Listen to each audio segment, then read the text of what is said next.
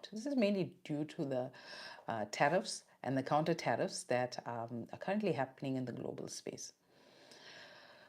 All right, people are afraid to spend. They don't know what's coming. There's nothing is guaranteed. Why would you spend your money if tomorrow you might not have a job, or your industry might be closing down, or your company might be closing down? So this has obviously impacted consumer confidence. Okay, people are being extra cautious on the global space. 29 economies, sharp decline in consumer confidence. In South Africa, this is a scary thing that's happening.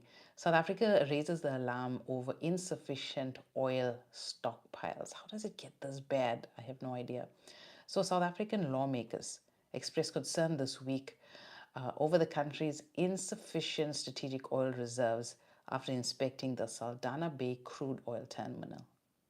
So this terminal is managed by the Strategic Fuel Fund, and the facility can hold 45 million barrels of oil. And the current levels, they haven't stated what the current levels are, but they're inadequate to buffer with any supply shocks that could come, obviously from overseas. Energy prices are volatile, instability in the Middle East, and regional supply chains are at risk. This could leave the South African consumer very vulnerable to fuel price hikes. Now, we are set for a significant drop in fuel prices in the next week. I wonder how this is going to impact our fuel prices in the coming week and for the next month as well. It might just drop significantly this month and then spike again next month. We don't know. Time will tell. So for investors, it highlights risks for energy-dependent sectors. Think groceries, like manufacturing, transport, while potentially boosting interest in local renewable energy.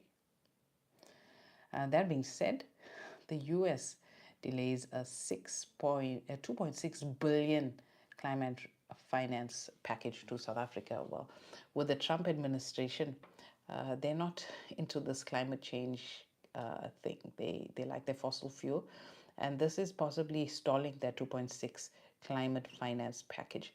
I don't know why South Africa should be banking on this, because this week it was announced that the EU is making significant contributions into transforming green energy investments in South Africa.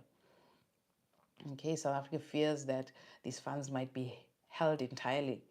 This delay could slow the rollout of renewable energy projects like mini grids at the time when plunging solar panel prices and international support are gaining momentum.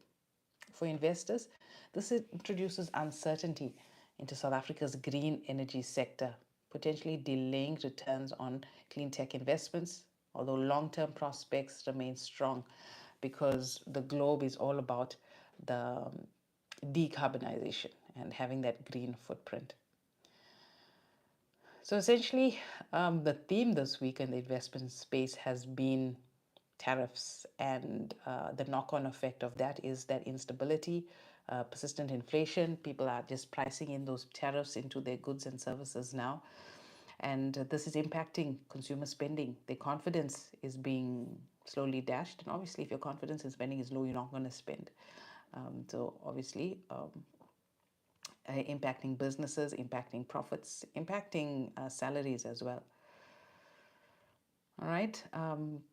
What I would be looking to do is going into those consumer stocks, grocery stocks, the retail. I like ShopRite. ShopRite is always good. People will spend on the basics, and ShopRite has the basics. Also, we saw in Durban this week, there's been massive closure, a wave of closures this week in the dining scene. And, Durban is not as big as Cape Town and Johannesburg. We have a handful of really, really nice restaurants, and to know that they're closing, mainly because the consumer is not there, the consumer is not spending. Durban has definitely taken a dip. I'd be, on the South African side, we'd be keeping an eye on that oil price. Apparently, it's dropping by a whole rand in this coming week. All right. Also, people are not spending as much.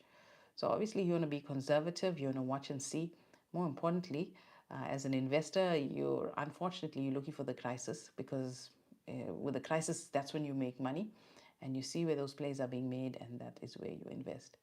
Know that the content of this video is not financial advice. I'm just sharing what's happening on the global scene, things, information that I'm considering when I give my clients advice.